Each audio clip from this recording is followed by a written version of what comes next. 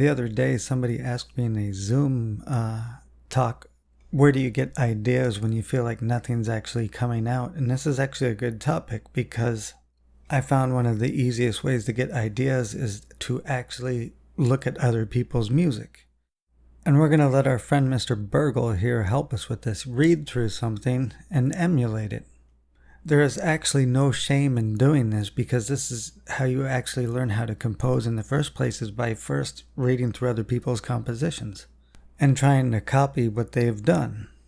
You don't just magically have this ability to create just suddenly out of nowhere. You have to learn through other people. So let's take Mr. Darth Maul here, who was riding through the desert acting pretty tough, and Mr. John Williams said, "Stravinsky, can I borrow this chord from you?" And this is what happened. As a result, John Williams took the Stravinsky chord from Rite of Spring, I believe that's from, same exact voicing and everything, and just pulsed on it without the strong accents. I don't know if they're in the same key or not. So I was looking through the Rimsky-Korsakov book today, Principles of Orchestration, completely free at imslp.org. And I stuck this little sequence into notation.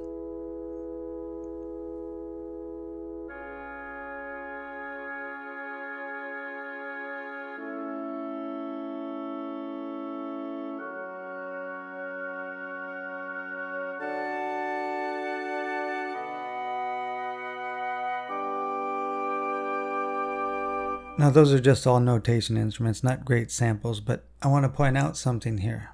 Well, you can use this sequence here. What is he doing? These third-based shifts.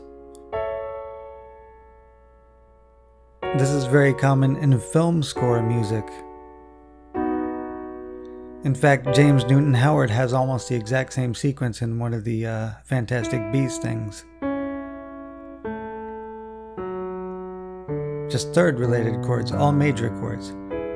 So, going downward, that's the harmony of this sequence, but changing different wind groups in one brass group. So you could do something like this, like James Newton Howard does. It's similar, just with a flat 6 on each change.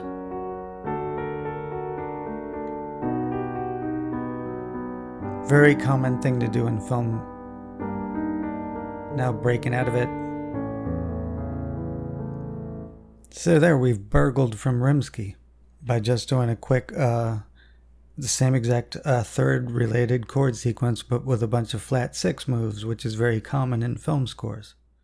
But now we're going to take it a little farther. We're going to change them all to minor chords, which is the same exact sequence would be common in film scores again. And we're going to kind of write around this wind sequence, but with all minor chords. I actually did this all this morning, just after looking at this example. So I burgled that wind scheme, changed them all to minor chords, and then had a little sequence in the strings using measured tremolo in like double and triple octaves. And then I rendered it in my DAW with VSL, and we end up with a slightly different harmonic sequence that sounds a little bit more mysterious.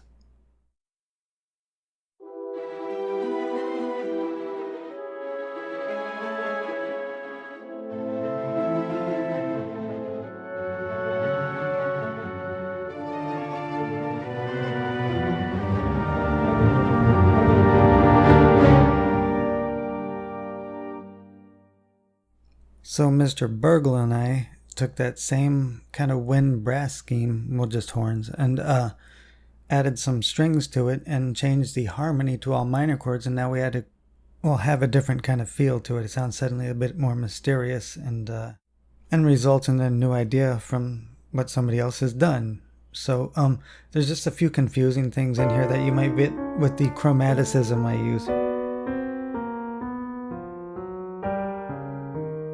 And it's all written out there for you, but there's a high amount of chromaticism. But the reason I want to point this out is because I noticed that in the age of slash chords and set scales, that many people don't know the difference between chromatic notes and set scales, or modal interchange.